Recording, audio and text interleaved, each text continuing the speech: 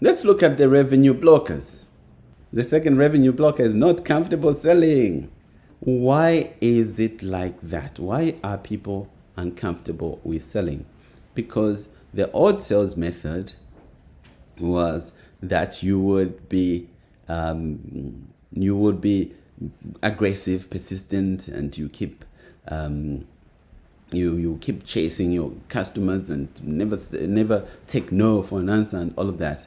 I'm seeing like a number of people like selling, other people don't and they're not comfortable with that. Yes, and it's because of this perception of selling. But what's interesting is that everybody buys, but nobody wants to be sold. Isn't that interesting? That people would buy all the time. You're buying. How many things have you bought today? But how many people look forward to being sold? Nobody really looks forward to being sold, but they like to be served or to be helped. If we look at the modern buyer is informed. The modern buyer is impatient. The modern buyer is distracted. The modern buyer has got low trust. Modern buyer is bombarded with a lot of information. So you are working against these things, or you need to know this. Like, we think about it. If your buyer is informed, they're not coming to you to learn about your product. It's more around they looking for confirmation, or they need to consult. They're consulting with you, and they're impatient, meaning they want you to get to the point very quickly.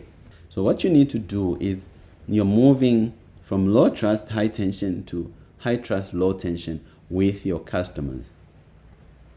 Okay, and what you're doing is you're guiding the prospect. So when you guide them, you can ask them, before I tell you about this product, I would like to understand more about you. What's important to you when it comes to this? And they'll tell you, I want to do this, I want to do this, and do that. Great. Why is that important? And they'll tell you again. And then you guide them through that process until you get to a point where you say, okay, based on what you said, I am thinking that, yes, this is a great product for you because it can do this and that and that. And sometimes you also get to a point where you say, based on what you said, we are not the right company for you, but I know another company that could help you with this. And what it does is that you are in charge of the sales process, and you can, if you don't like the customer, you can actually say no. So not all customers are good customers, right? And there was another old myth that says the customer is always right. Wrong. There are customers who are wrong, actually. And there are certain customers who are just not good for your business. And it's also okay to say no to those type of customers and say yes to the type of customers that you like. Build trust, because trust is low. You build trust and you offer value. This is similar to what we're doing at Startup Circles. We're offering value, offering lots of value. It's almost like, let me try this before I buy, right? Like, if you can think about us saying, maybe this the way they are offering this, they can help me, or no, this doesn't suit me. Okay. And obviously, in the end, ask for the sell. And a lot of people, after the presentation, you spend like a long time presenting, they don't ask for the sale. But the old fashion was memorize these closing techniques. For me, I only recommend like just one way of closing. After you have presented, you've spoken to the customer, found out what they needed, and you've shown how you could solve that, you ask them, based on what you've heard or everything that I've said, do you think there is a basis for us to work together?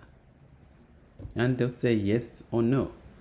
And the next question is, what will prevent you from getting started right away? Because there's that, like people say, some salespeople, what they do is like, when they ask that, then they'll, okay, cool, and then send me an email. I'm like, no, you're here. Why are you running away, right? Or, no, okay, then you should call me, or I'll go back to the office and send you a proposal. So you need to be ready. Or you say, okay, you finish the call. You say, okay, I'll get back with the pricing and quotes. Just have that ready and close. So ask, do you think there's a basis for us to work together?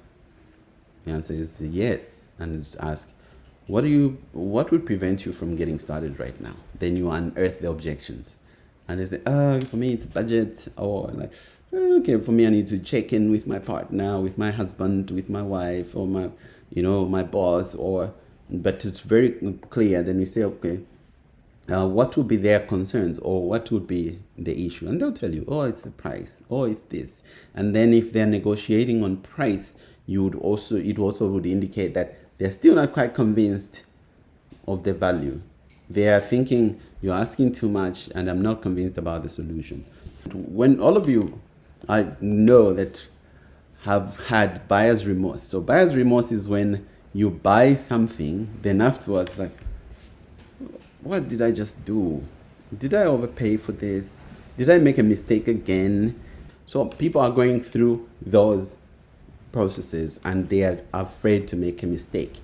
So if you're just talking and you're not giving them a chance to voice their fears, they'll get afraid, and it reduces the trust. So listen more. Listen more than you talk. In the sales process, you should talk less than your customer. If you talk more than your customer, you will struggle to close. And if they close, you close them, you push them in a corner and you close, you are in for a bad experience, and somebody refuses to recommend you. That's how you close.